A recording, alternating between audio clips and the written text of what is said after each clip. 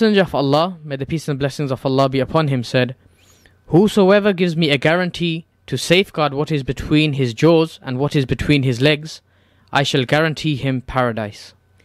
हज़रत सहल बिन साद रज़ी अल्लाह तआला अन्हु से रवायत है, रसूलुल्लाह सल्लल्लाहु अलैहि वसल्लम ने फरमाया, जो शख्स मुझे अपने दो जबड़ों के दरमियान चीज़ यानी ज़ुबान और अपने दोनों टांगों के दरमियान चीज़ यानी शर्मगाह की हिफाजत की ज़मानत दे दे तो मैं उसके लिए जन्नत की ज़मानत देता हूँ। This is Salaam Radio, Peterborough's Muslim Community Radio, broadcasting on 106.2 FM and online.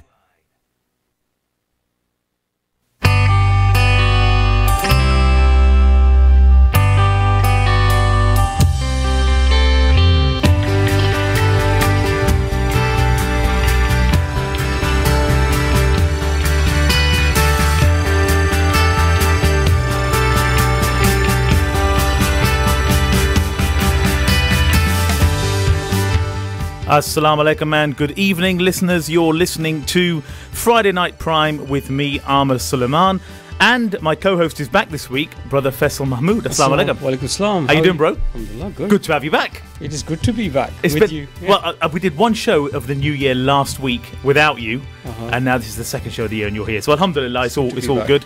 Good to be with you, listeners. As always, this is, of course, Salaam Radio 106.2 FM. A warm welcome, as always, to our Inspire FM listeners in Luton on 105.1. And, of course, we're Facebook Live, YouTube Live, online at salamradio.co.uk. And, of course, via our iPhone and Android apps. If you haven't downloaded them, please do. Take us with you wherever you go. And we're always on air for you, 24/7, 365, uniting all communities.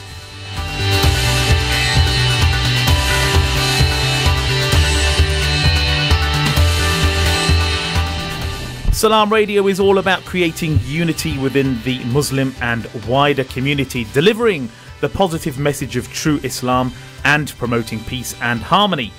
Please make sure you follow us on Facebook, on Twitter and Instagram, and please subscribe to our YouTube channel. Very easy to find us, just search for Salaam Radio in YouTube and you can't miss our distinctive purple logo. Now, as usual with all our shows, including today's, you can get involved yourselves via WhatsApp. Send your comments to 07745 278 978, or you can give us a call and come through to the studio on 01733 602 133. Or, of course, if you're watching us on Facebook Live, send us a Facebook Live message. Now, we've got a very interesting show this week, and in a few minutes we're going to be joined by Zrinka Bralo, who is the CEO of Migrants Organise. They're an award-winning grassroots organising platform for migrants and refugees acting for justice. And Zrinka is herself a refugee from Sarajevo, where she was a journalist and where she worked with leading war correspondents during the siege in the 90s. And after that, at 9:30 at the halfway point, we're going to be joined by Alice Barros, who is a community worker who helped launch the One Day Without Us event last year in Peterborough. And she's currently organising this year's event as well. And she's also volunteer for Migrants Organise and is looking to set up a Portuguese community group in Peterborough. So do stay with us for all that. And Zrinka Bralo in a few minutes' time, right after this track from Saif Adam. This is Praise.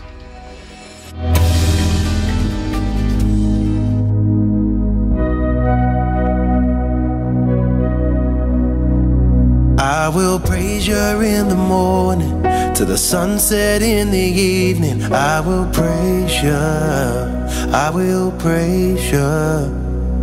When I'm drowning underwater, in the deepest, darkest ocean, I will praise you, I will praise you. And I was born to praise you, I was born to praise you. And I was born to praise you. Bismillah ar-Rahman ar-Rahim. Bismillah ar-Rahman ar-Rahim.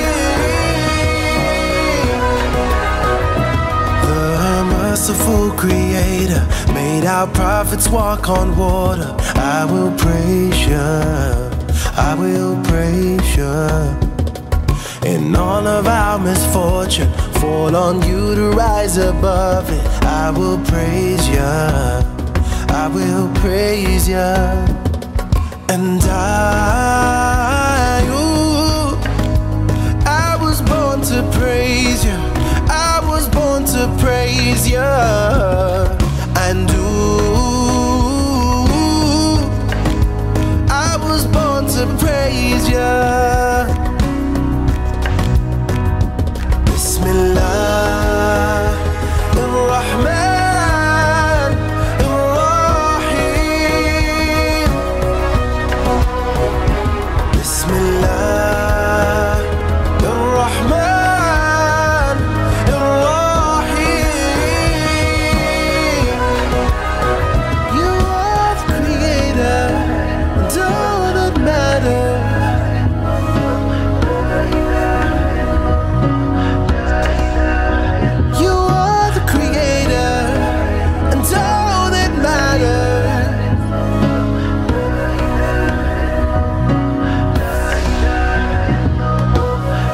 Seek Allah for protection.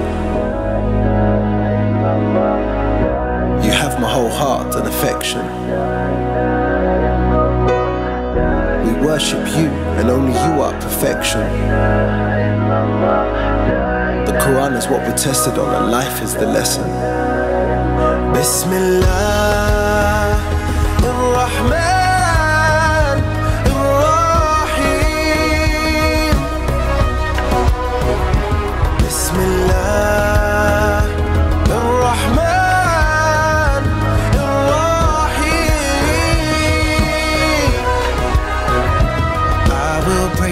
In the morning to the sunset in the evening, I will praise you. That was Saif Adam with Praise, one of my favourites. I hope one of yours, listeners, as well.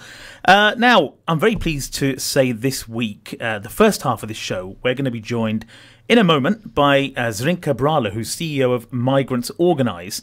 And she's, or rather Migrants Organise is an award-winning grassroots organisation platform for migrants and refugees acting for justice. And Zrinka, as I said before, is a refugee from Sarajevo, where she was a journalist and she worked with leading war correspondents during the siege in the 90s. She's also a founder of Women on the Move Awards that celebrates achievement of migrant and refugee women, and winner of the 2011 Voices of Courage Award by the Women's Refugee Commission in New York.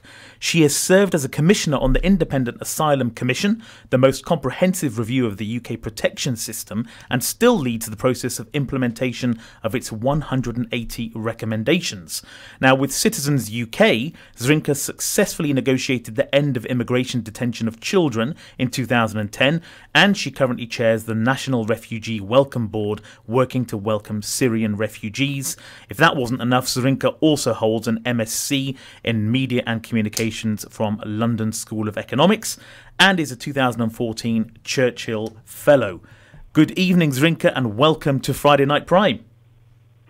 Assalamu alaikum, and good evening to you, Amir. Wa alaikum assalam. Thank you so much for joining us this evening. It's a genuine honour to have you on the show, Zrinka, having read so much about you and very familiar with the work. And of course, we've met, albeit briefly, at a meeting here in Peterborough. But yeah, thank you again. Thank you. Pleasure is all mine. Oh, bless you, bless you. Well, listen, let's just start off with the obvious question. You know, what is Migrants Organise? What do you do as an organisation? So it's an organization that was established 25 years ago, and then it was called Migrant and Refugee Communities Forum. And it was set up by a group of leaders, community leaders from various migrant backgrounds. And at the time, it was actually the only organization that had the word migrant in its name, because there is a large Moroccan population, immigrant population, that lived in North Kensington, where we're still based. Right. And they came together because there was nothing really for them to support them in their process of arriving and integration. So they came together and set up a self-help group, really, right, because they were working from living rooms, and they were from Somalia and Sudan and Bosnia and Morocco and Algeria and many other countries, Kurdish from Iran and Iraq, Angolan, Sudanese, all the wars that were happening in the 90s, unfortunately. Yeah. And people were being rehoused in North Kensington, which was, mostly council estates at the time, where sadly Grenfell Tower is located. Of course. Yeah. And so over the years, the organization grew and developed, and it originally provided support for community groups, but with cuts to public services, with financial crisis, we found ourselves providing direct services because the number and also harsher and harsher immigration rules were making migrants and refugees ineligible for support. So first they couldn't work, then they couldn't claim benefits, then they had to stay in houses run by private security firms, and it was just getting worse and worse. And we ended up setting up all kinds of support programs. Then the English classes were cut, so we ended up providing English classes. Wow.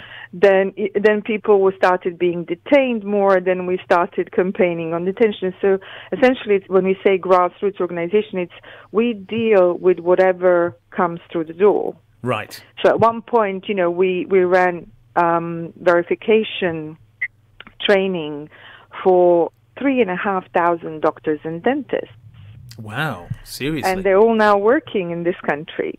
But those were the good old days, if you like, because now the situation is very much frontline firefighting, destitution, detention, mental health issues, because as we've heard earlier on your program about homeless people who were born here. Imagine if you were from somewhere else and don't speak the language and have to negotiate this very complicated system after you've been through the trauma of war and exile.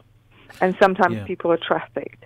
But then what we found is that there isn't, as much as there is a need for us to be helping individuals, and we're very good at that, we basically don't lose cases. It is really important to address the wider structural issues as to why this is happening. Yeah, of course. So if you have a flood, you can try to stop the flood, or you can go up the road and see where the dam has broken, and you can try to fix that.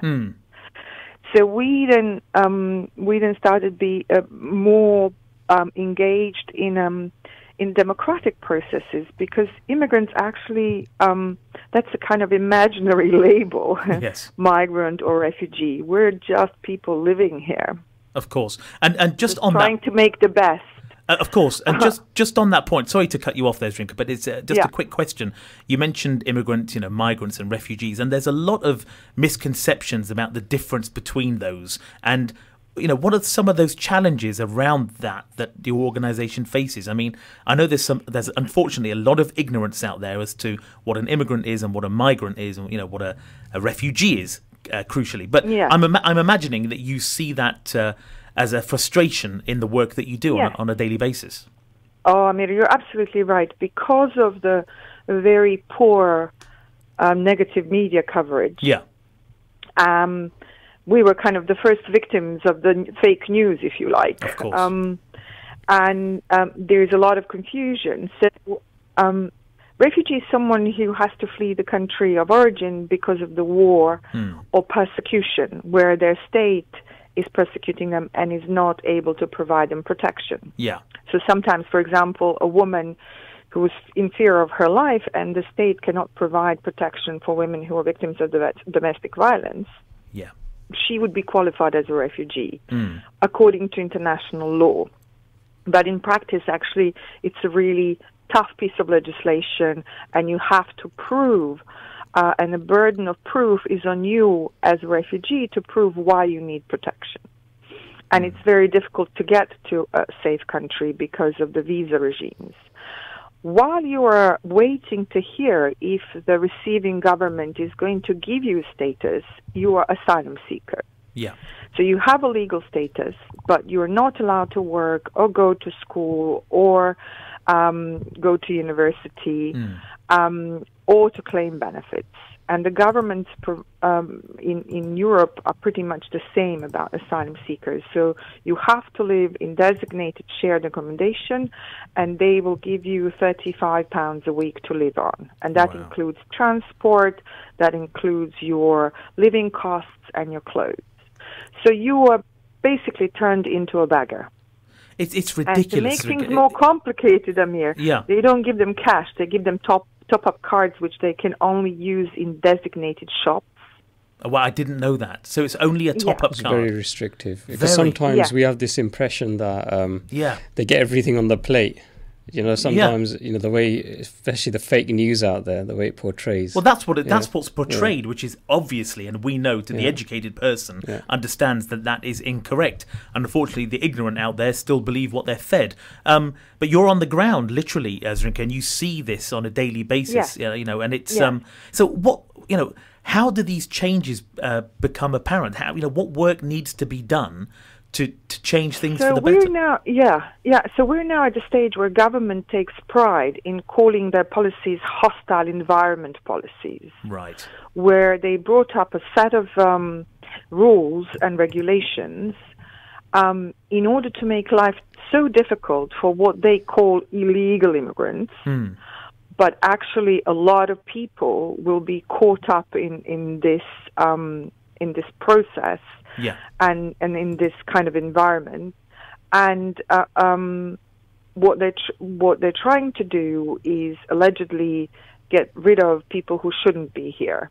Right. But what they actually are doing is recruiting public services as well as banks to act as immigration officers for them. And the only way to do that, for example, when you go to NHS. To use services, or in banks, or in a number of other institutions, the only way for people who are asked to do this for the government is by racial profiling. Oh, okay. So anyone who so going back to migrant, so basically anyone who looks a bit foreign, needs to prove and will be asked to prove that they're entitled to services that they're about to receive. Wow. And then there's going to be a lot of confusion because we don't have ID card system. No. So there's going to be a lot of confusion. You know, I have a weird sounding foreign name. Some people who were born here might look slightly as if they're not from the mainstream population. So this is going to penetrate, and already is penetrating, our daily lives, our interaction with services that we're paying for. And there are around 10 million people in this country who are potentially affected by this. The government has asked banks to look at 70 million bank accounts. Wow. Who trained banks on how to distinguish between just a foreign-sounding name of a British citizen and someone who should not be here? So what I've heard is happening is those people who have a foreign-sounding name, some of those bank accounts are being frozen or closed. And how are they distinguishing? This is your point, right? How are they distinguishing between? Exactly. This is nonsense. I mean, what further insights can you give us as to what's actually happening and what's being done to hopefully stop this from happening, if at all? So So the first step is to inform everyone, and it's great what you are doing, allowing your listeners to and helping all of us to spread the word, because a lot of people don't really. I mean, it's hard to believe that something like this is happening in this country, that you go to GP and they have to ask for your passport, or to the hospital, and that your bank can suddenly block your account and freeze your money. I mean, it's just, it's hard to believe that some of these things that we all take for granted are suddenly going to be taken away by mistake more often than not. Yeah. And then a complete sort of bureaucratic nightmare starts, because there are no mechanisms of complaints. You have to, you're kind of stuck in a Kafkian nightmare. So the first thing is to inform everyone that this is happening. Yeah. The second thing is to start organizing, which is what we chose to do. Yes. And to use our powers as citizens to say, well, actually, this is not acceptable. This is not right. And, of course, our members of parliament and our local councillors should be there for all of us to say and to lobby for us, to say to the government and to act on our behalf, because after all, we are paying their salaries. Of course. To say, actually, we cannot build a democratic, peaceful society if we're doing things like this. It's morally wrong to do, but it's also, in practice, it is not doable. No. And actually, the only doable thing would be, ultimately, to give people amnesty. And then we would know who is here, who is not, because they're obviously all working, they're not paying taxes, they're being abused and ripped off. So why not do a brave, generous thing and say, well, there's a couple of thousand people already here, why not give them amnesty? Italy did that. Yes. Ronald Reagan, as a president, gave amnesty to 3 million undocumented immigrants.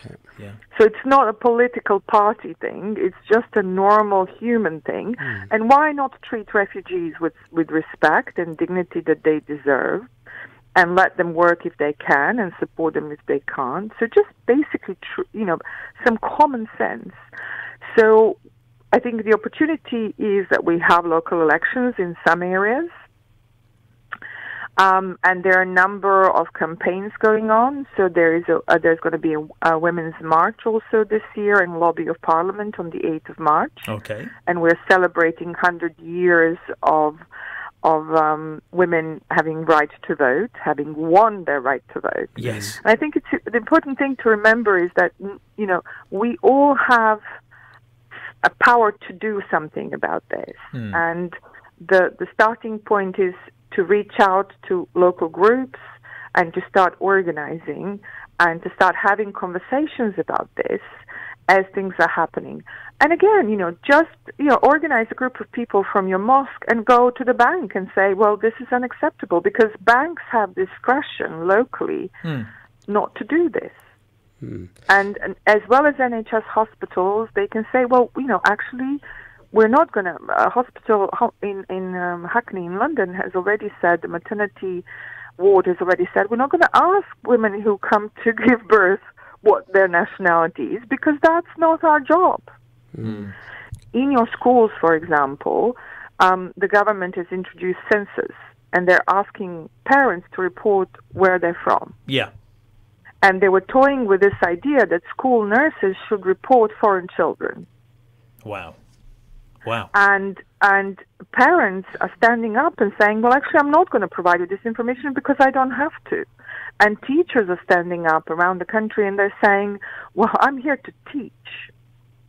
And all children are children.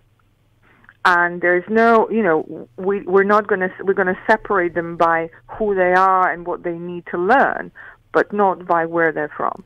So there is in a sense, a growing spirit. And I heard you mention One Day Without Us, and that's another great campaign. There are City of Sanctuaries. There are Boroughs of Welcome, which is a campaign that we are working with, and hoping also to do that in Peterborough with brilliant community leaders as well as yourself, to bring people together. I mean, we live in a really uncertain world. We do. And the last thing we need is more hostility. We need peace. We need community. Zrinka, sorry to interrupt you. We're just coming up to the break. It's Faisal, and I had a question that I really wanted to ask you. Migrants organisers were at the Global Immigration Conference last month in Arizona. How was that, and what were the conference conclusions? So the conference brings together immigrant organisers from across the United States, and there is a European delegation because we learn from each other very well. Okay. And there was 1,000 people in Arizona. 1,000 people came together from 37 states. And obviously they're depressed and tired of Trump Who wouldn't be? We're tired here. Of course. Let alone them having to live. And they immediately, after the conference, drove to Washington, most of them, to campaign for the Dreamers. Yeah. And occupied Congress offices. And I think there's been some pushback from Donald Trump on trying to end the status, halfway status that was given to young people by President Obama. But what was really powerful about this conference is people coming together and saying, we're here, we're not just going to go away quietly. Yeah. And they lobbied in Alabama, where the sexual predator was standing and running for Congress, and they won against him. I mean, it's a sad thing that you have to even fight that fight. Right. But they're very, very organized, and they look at the elections as an opportunity to bring people together to make a difference. And that's very inspiring for us to see. And they also encourage lots of people from immigrant and minority background to stand and run for the office. That's excellent, yeah. Zrinka, I'm very sorry. I could listen to you all day about this. It's a fascinating subject. But unfortunately, we have run out of time. That's gone really quickly, sadly, for us. But I just want to thank you again for joining us today. Maybe next time you're in Peterborough, in person, yeah, we'll have you actually in the studio and we'll do a full hour. Because I think we'd love that. That would be great. Thank you so much. Thank you. You and I will catch up off air, of course. But thank you again for joining us this time. Thank you so much. Have a good evening. Thank you too. Thanks. Thank you. Bye. Bye-bye. Bye. Stay with us for Alice Barros.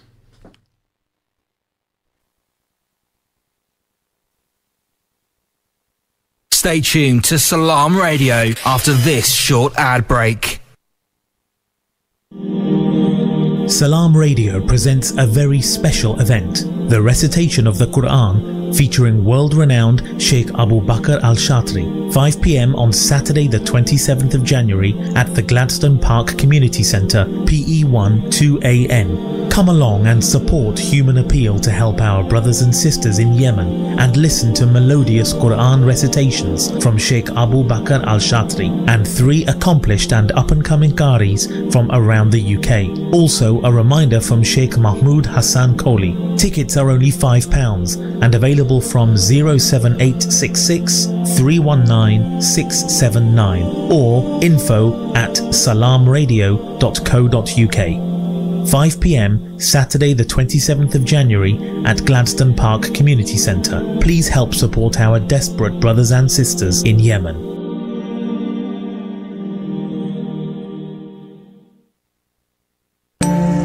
Is your child spending too long on their tablet or games console? Are they getting enough exercise? How about introducing them to wrestling? Futua Freestyle Wrestling Club is the only wrestling club in the Peterborough area registered to the British Wrestling Association. Wrestling is a prophetic sunnah sport that the Prophet Muhammad, peace be upon him, and his companions regularly participated in. Wrestling at a young age helps with flexibility, fitness, self-confidence and teamwork. Our sessions are taught by a top British wrestling coach with over 20 years experience. Every Monday and Wednesday at the Gladstone Park Community Centre on Borge Boulevard, 5:30 to 6:40 p.m. for ages 4 to 7 and 6:45 to 8 p.m. for ages 8 to 13. Monthly fees are only £10 for 8 classes ages 4 to 7 and only £15 for 8 classes ages 8 to 13. Your first session is free, so come and give us a try. To enrol, contact 07971 448847. Futua Freestyle Wrestling Club, every Monday and Wednesday at the Gladstone Park Community Centre. Feel like some great tasting chicken tonight? Great meal deals, wraps, burgers and sides. We've got it all at Chicken Palace. Call and collect at 302 Lincoln Road on 01733 702 447 or 8 Park Road on 01733 343750. Chicken Palace, open 11 a.m. till late. Do you have lots of clutter at home or in the office that needs to be kept but nowhere to keep it? Ivet Self-Storage offers a secure, affordable, clean and dry home for your belongings. We have security systems in place which are monitored 24 hours a day, ensuring that your items are safe. With a simple monthly payment, Ivet Self-Storage provides secure and tailored facilities to meet your specific requirements, whether short or long term. We offer the best prices and longest opening hours in Peterborough. For more information, please call on 01733 306 456 or visit us at Ivet Way, Westwood. The Prophet Muhammad, peace be upon him, said, "The best charity is to provide water. Every minute, 3 children die from drinking dirty, contaminated water. With your help, we can deliver thirst relief by building a water well in Asia or Africa and transform the lives of communities with a reliable source of clean water. Call 03000 11 11 11 or visit www.pennyappeal.org. Penny Appeal, small change, big difference."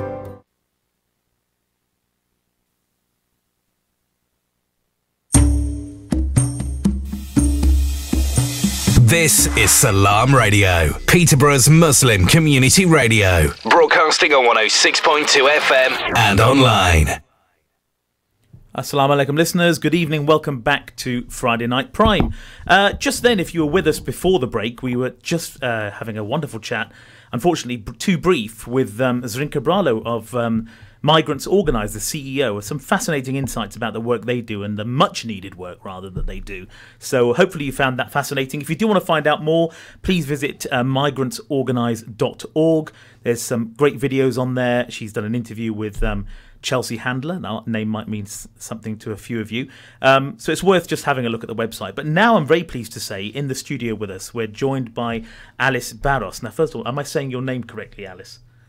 Yes, I am. Yeah. You hesitate. Well, in Portuguese, it's Barros. Oh, I'm not going to attempt that. I say Barros. Oh, you say Barros as well? Speaking in okay. English. Yeah. Perfect. Let me tell you about Alice. So Alice moved to the UK from Portugal in 2004 after qualifying as a primary school teacher. And since arriving, she worked in a factory for 3 years and then qualified as a dental nurse and has been a dental nurse for 10 years since then. And she's now got involved in community work since doing the One Day With Us event last year. I've got that right. Yes, Alice? So the national event is called One Day Without Us. Yes. But you decided to call the Peterborough one Day With Us, which I like. We'll elaborate excuse me, on that in a moment. So since then, she's been volunteering, and she also volunteers for Migrants Organise, who we heard from earlier on. And now she's looking to set up a Portuguese community group in Peterborough and has now found like-minded people to help her achieve that. So welcome again to Friday Night Prime. Thank you. You're welcome. For inviting me. It's an awesome change of careers. And Isn't it? Isn't it? I really like that. It's fantastic. When I hear those stories, I think that's amazing. You know? Yeah, they're inspirational, to be honest. And I think the reason we like people like yourselves on a show like this is because you get to share your story, and hopefully it will inspire others to do community work, which is much needed, right? We know that. So, and on that note, you've recently started to get involved. I say recently, in the past year or two. Yeah. So, what was the kind of reason that you decided to do that? Get involved in community work. What was your driving reason for that? It was mainly the Brexit vote. Oh, okay. Interesting. And during the referendum campaign, I felt like they talked about migrants and immigrants and refugees, and I didn't like the tone. I didn't like what they were saying, and I felt, they're talking about people like me, and and I just felt like voiceless, hopeless, and I decided that, I needed to do something to put that anger into something positive, really. Fantastic. Because I felt really angry about. Did you contemplate ever leaving? Or? Yes. Yeah. And I'm still not sure. Oh, really? Because the negotiations are still happening. But I have a family, and my husband is British, so it's not easy. I don't think that will change in terms of a lot of it was to. You had the UKIP supporters, and it's to quieten those down, and the Conservatives. A lot of it's politics. Of course, I don't think on the ground a lot will change in terms of migration and having people from the European Union coming over. I don't think that's going to change. It'll be similar to Norway. Yes, exactly. Worst case scenario. Worst case. Yeah. But I'm not surprised to hear, Alice, that you had that anger and that passion, because a lot of us did, right? Yeah. It was, it was a shock. We cast our mind back to that referendum the next day. Yeah. It was just really. Yeah, although it doesn't personally affect me, but I still felt it because I still feel like a migrant. I wasn't born here, so I still kind of have that because I got that dual nationality. Of course, I personally still felt it. Yeah. But what a great reason to decide to channel that negative energy, if you like, into something positive, which is fantastic.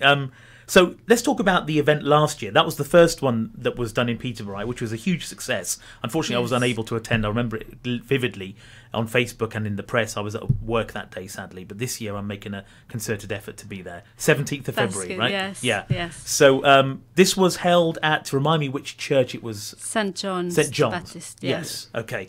And I'm assuming that this year you're aiming for it to be obviously bigger and better than it was last year. Yes. So talk us about whatever you can tell us without giving anything away. If you can't say, then fair enough. But what can people expect this year round? And perhaps even talk about what happened last year. What, the success of last year's event.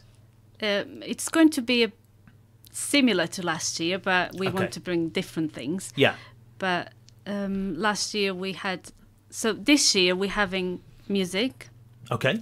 Hopefully, we want to have different country music. Will be a free cafe, and we're asking people to bring food to share. Okay. So that's a great idea. Sounds good. Yeah. So we want people to, meet each other, connect with each other, and build friendships. Yeah. We're also having children's activities, so children are welcome. Yeah. And we are going to have,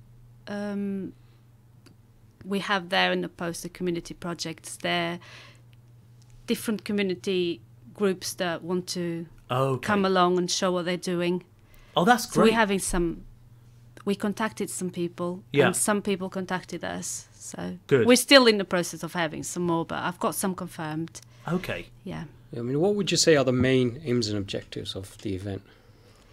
I know you've kind of alluded to some of them already. But yes. If you were to pinpoint a few of those, We want, obviously, to get... There's so many different migrant communities in Peterborough. There is, isn't there? It's very diverse.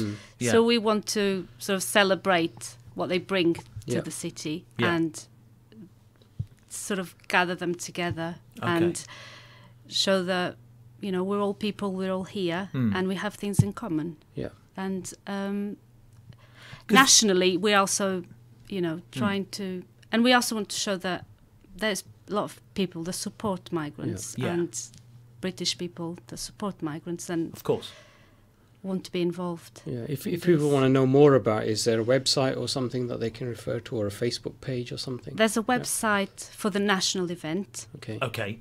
Do you remember what that is? Yeah. Okay. It's www.onedaywithoutus.org. Okay. And is that one O-N-E or the number one? Number one. Number one. Oh, it's number one. The number, yeah. And it's on that part. We are on Facebook. The One Day with Us are on Facebook as well. Okay. Are you the only ones to have renamed it locally to One Day With Us? Because I like why you've done that. Just tell our listeners why you decided to kind of go the opposite way with that name. Yes, we had our first meeting when I decided to do. I sort of gathered some friends. Yeah. And people thought it was a bit negative, that people wouldn't want to come. Right. And decided to do with us. And it just felt more positive. It sounds better, I have to say. I think, everyone agreed that it was for better. Exactly. Change. I remember now, you mentioned, friends that have helped you organise this. I remember last year there was a great video that you did. Yes. Which kind of went a little bit viral locally, didn't it? It was really I good. don't know. No, it did. Yes. I remember because it kept coming up in my feed quite often, and I saw it on YouTube. And I'll have to send you the link. It was great. It was must not be with the same friend list as you. I was just thinking that I can't remember seeing that. No. I think once you see it, you'll remember it. Right. Yeah. But it's great. And are you doing something similar this year? A little video to promote? We had with the metal culture. I know metal. Yeah. Yes. Yeah. They agreed to do a video for us as well to promote, but I don't know if it's just going to be me or the others. Oh, I see. I did tell them to come along. Yeah. But we're trying to find a date where we can all be together. That's tough, but isn't I'd it? prefer if with small people, because that was... Of course. No, it's good, and it's a great way to get the message out there, right? People Yes. watch short videos, and it's just Yes. it spreads really easily. So I look out for that because we'll share it far and wide, and we'll share it on the Salaam Radio Yeah. page Thank as well. you. Definitely, Yeah, definitely. absolutely. I mean, I had a question. You also volunteer for Migrants Organised. Could you tell us a little bit more about that sort of thing? Yes, and that came with when I joined the One Day Without Us campaign. Yeah. That's when I was contacted by Migrants Organised Okay. because they were doing work in Peterborough. Yes. So they were trying to reach out to communities, to the different communities, and they helped me to actually reach out to those communities about the event. Oh, okay. And they told me about their work and what they're doing, and I thought it was really interesting, and so I decided to volunteer for them. Fantastic. So I've been doing work with Shan, which is the Of course, yeah. migrants organised in this Yeah. area. Yeah. Yeah. So she's done. They did a voter registration drive Yes. for the general election at our mosque. Yeah, I Actually, remember Yes. that. Yeah. yeah. Yeah. So we've done. I mean, we're continuing to work with Sean. I'm actually trying to organise Sean to meet with the head teacher of Jack Hunt School because she wants to have meetings with parents there Yes. who are suffering. The kids rather are suffering from stigma and misconceptions and the Yes. like. So it's great that we're all doing that. I think, in my opinion, I'm wondering if you agree, and I think obviously you will. But I think we as community groups need to do more to come together. Right, it just Yes. doesn't happen enough. Yes, I Especially agree. on these common issues. Yes. Yes. They affect us all. So It does makes affect us sense. all. Yeah. Absolutely. So And we're stronger Together. together. We are. And the more we are, yes. absolutely. I think it's great work that you do, and I don't think anything. I can't remember. Sorry, any event quite like this one Day With Us. No. Nothing like that has really happened. in Yes, and Peterborough. and I think even nationally, Yeah, it never really happened, and yeah. that's I think that could really work if you were to contact various different minority groups. Then I think the idea with the yes. food, I think, always works, doesn't it? Food is always a Yeah. driver Yes. for me personally. So you've sold me I think on a it. lot of people, Yeah. yes. No, I'm kidding. I'm definitely coming anyway. But no, it's going to be an amazing event, I'm sure. I think one of the problems I had, Yeah. last year was to actually attract the migrants themselves. We had Okay. people from different communities, but Okay, I yeah. I wanted more, Yeah. Okay. Yeah. So we're trying to reach out a bit more this year. Well, I'm sure because as you know, Brother Faisal and myself were associated with the mosque on Cromwell Yes. Road, and I'm sure we can work with you to help because we have people coming to the mosque. I was just thinking Yeah. the diverse community that attends. I'd say 50% of them are recent migrants. Absolutely. I mean, I'm third generation, but Yeah. Yes. the like people from North Africa, Middle Sure. East, Afghanistan. You get all kinds of people. in our Absolutely. mosque. Yeah. Yeah. Yeah. So I think we can certainly help sort of get the message Yes. out there Definitely. and get people to Thank come you, along. And at the bare minimum, a few people, more than a few, I would hope, from the management of the mosque would certainly be there Yes. in support. Yeah. But it would be better. I think you need the people. You need the actual people. Yeah. You do. Yeah. To be Yes. honest, that would be ideal. So, Alice, you're keen to set up a Portuguese community group. How is that going, and what do you hope to achieve with that? Because Yes. when we met in Peterborough at PCVS, that was the first time you and I met. Yes. I think was it 11,000 strong Portuguese community. Is that right? Wow. Yes, I that's didn't what know they that. said. I didn't know either. Oh, you didn't know either? No. Okay. So I was surprised like Okay. you. I know there's a lot of us, but Yeah, yes, and that's when I met the two other girls. of course. So they were trying to do the same thing as me, but we didn't Yeah. know each other. So this is Carla and Sarah. Sarah. Sorry. Yes. Yeah. And I think it's going really well. We're Good. working on a constitution, Great.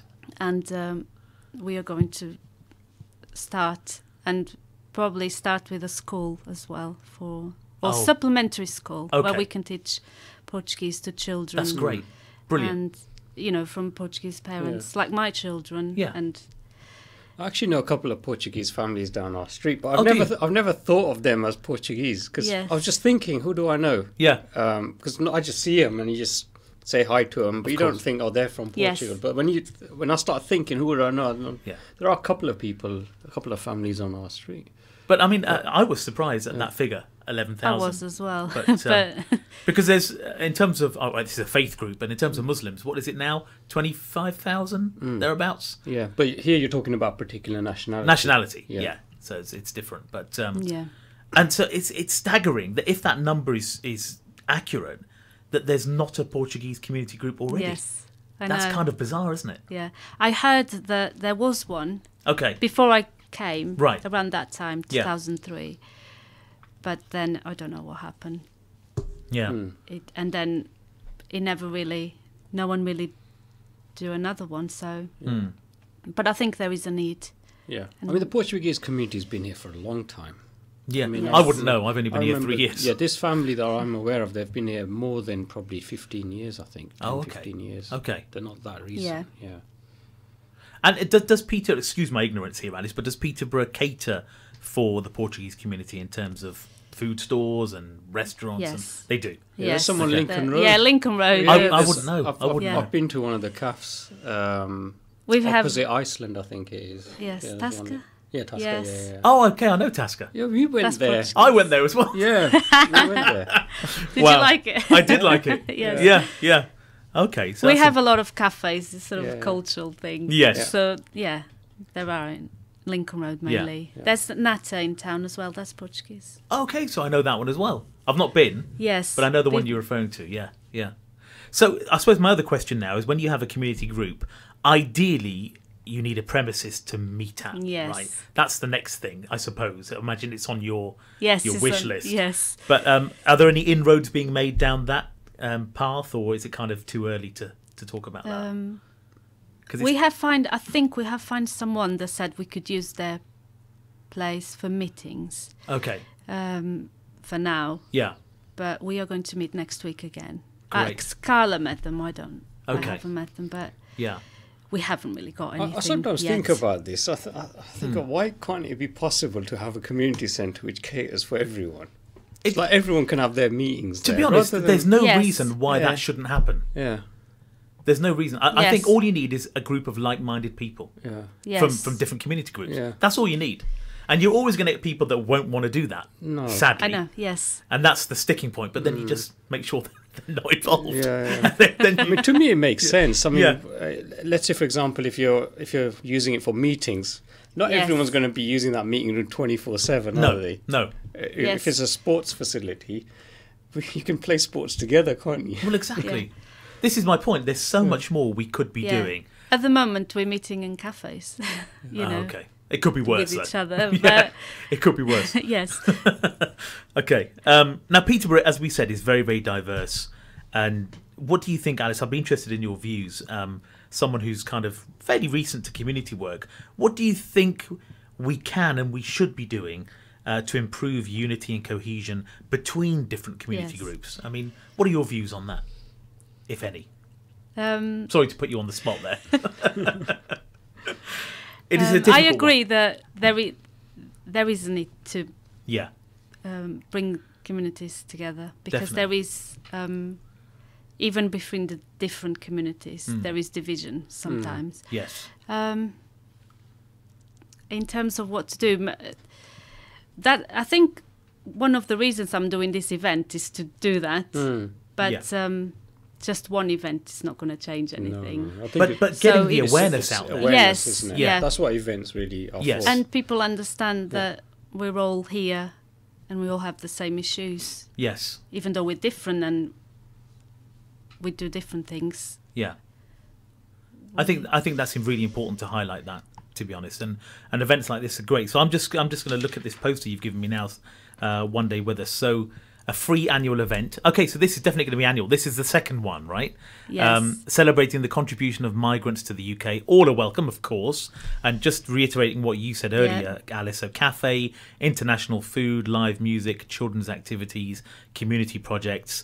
And this is between 1 and 4 p.m. on Saturday the 17th of February. Interestingly, the next day, at our mosque, we've got our open day. Visit my mosque open. Visit my mosque open. It's a national event. Yeah. So all the mosques, I think this year's about 300 mosques all over the country going to open their doors. I mean, our doors are always open. I've been to one of your open days. Have you been before? Yeah, with my family. Maybe. Yeah, I was thinking I've seen you somewhere. Yeah, okay. The whole family, we all went last year. Okay. Now you mention it, I do remember seeing you there. But I don't think we spoke. On that day. It would be great to see you. We can reciprocate. I'll come to yours on Saturday 17th, and you come to ours the next day. That would be great. We've got the same thing, food and all that. So yeah, my children love the food. Yeah. Okay, so this is at St John's Church, Saturday the 17th, which is Cathedral Square in Peterborough. And regarding the food, it says, please feel free to bring a dish to share. And the website is onedaywithoutus.org. That's one, the numerical one. Sounds amazing. I'm really looking forward to attending. And it will be nice to kind of chill out before our mad day the next day, which is always mad. We have, it was very busy when I went. It was busy, yeah. And we're only a little mosque, but we've outgrown our capacity. But even so, it's just humbling in a way that we're small, but we get a lot of people in, which kind of says a lot. I think it's great. It's great. You do that. Yeah, I think it's important because I've never been to a mosque before. I actually went to the wrong mosque. A lot of people did. And they just said, well, come in anyway and, see this one that's and then great. go. That's and I great. thought that was really kind. Yes. Yeah, I think that's really fantastic to hear that. And a few of the brothers from the Fazana Medina Mosque, which I think is the big one you went to, they actually escorted some visitors to our mosque, which is fantastic. Alice, it's been an absolute pleasure to talk to you. Thank you so much for coming in. Thank you. Maybe we'll have you on again after the event so you can tell us how it all went. I mean, we'll be there to get your views. Yes. Will be fantastic. So thank you again for coming all the way from, close to Whittlesea, right? Yes. Yeah. Bless you for that. Thank you so much. Listeners, I've got a few minutes to tell you about some community events coming up.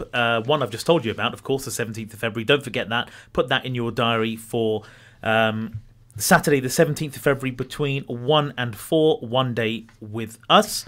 And also, this is a Salaam radio event happening a week tomorrow, the 27th, at the Gladstone Park Community Centre. For those that need the postcode, it's PE12AN. It's starting at 5. This is the recitation of the Quran featuring world-renowned Sheikh Abu Bakr al-Shatri, and this is in aid of our brothers and sisters in Yemen. In conjunction with Human Appeal. The event is supported by Seven Hair and Body, i3 Media and the Lettings Shop. So bless our sponsors for that. So this is, of course, the beautiful melodious recitation of Sheikh Abu Bakr al-Shatri, but also 3 up-and-coming and very accomplished qaris from around the UK will also be there as well, and a reminder from Masjid Khadija's Sheikh Mahmood as well. So please do make sure you get your tickets. They really are going fast, aren't they, Brother Faisal?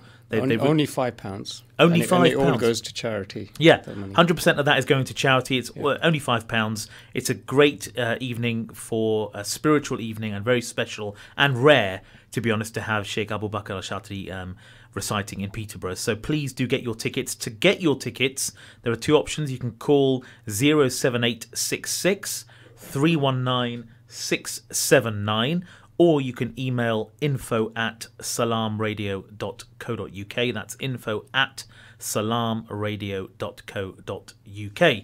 Now, it just leaves me time.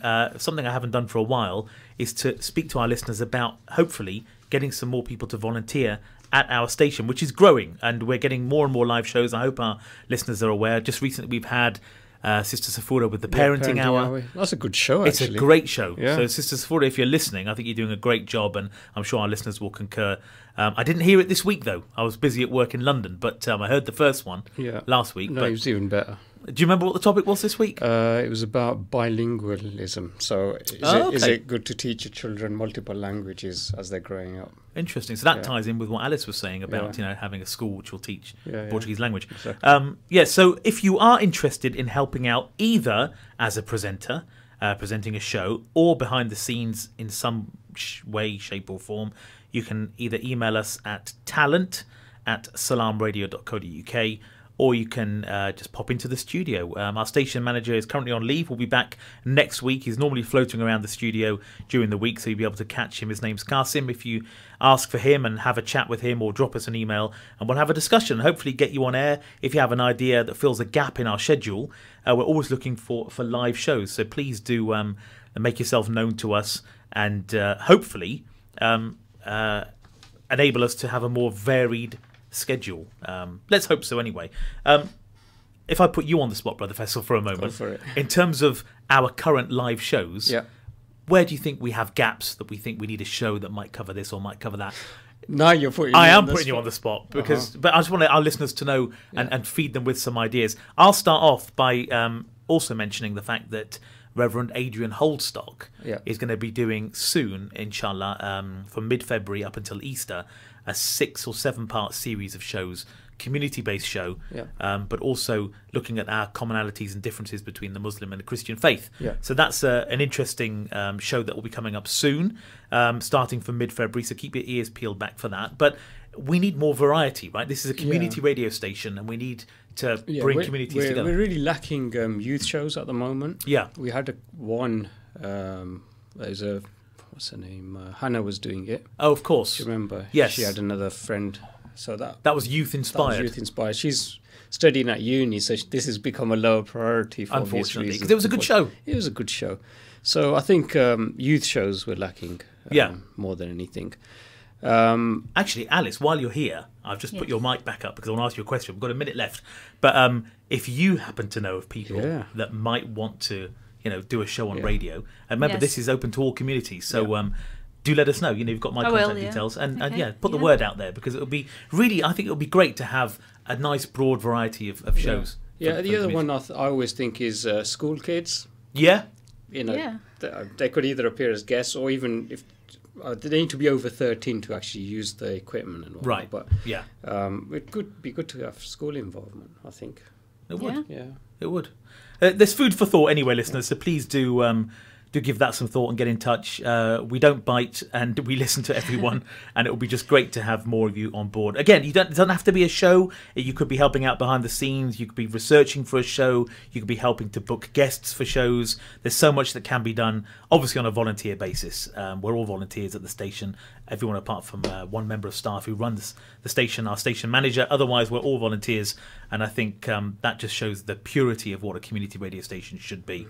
Obviously, we're totally non-profit. So, listeners, thank you as always for tuning into Friday Night Prime. Alice, thank you again for joining us. Thank you. I hope to have you back on soon. Have a great weekend. Stay tuned to Salaam Radio over the weekend. I think Salaam Sports is back on this Sunday at 3 p.m. And there's another show, but I can't remember what it is on Sunday. So forgive me. Salaam alaikum. Stay tuned to Salaam Radio after this short ad break.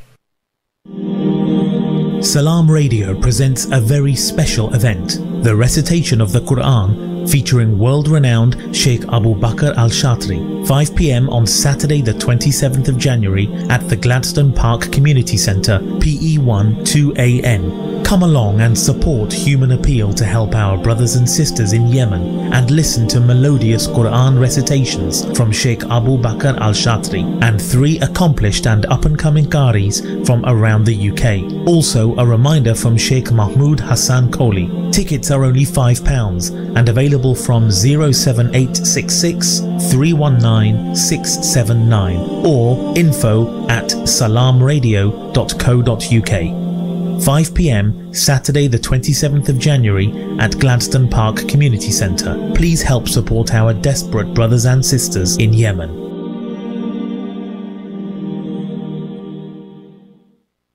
Sadly, millions of orphans living in the poorest countries lack the necessary support for a healthy childhood.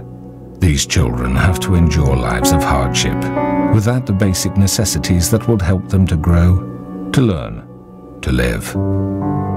Let's show them that we do care. Let's brighten up their future. Call 0161 225 0225 or visit humanappeal.org.uk. Are you looking for a fun-loving and professional nursery? Then call Bright Bambini Montessori on Peterborough 306565. Teaching EYFS curriculum and Ofsted approved. We also offer Forest School and Arabic. Limited free funded places available. Call 01733 306565 or email info@bbmc.uk. Bright Bambini Montessori.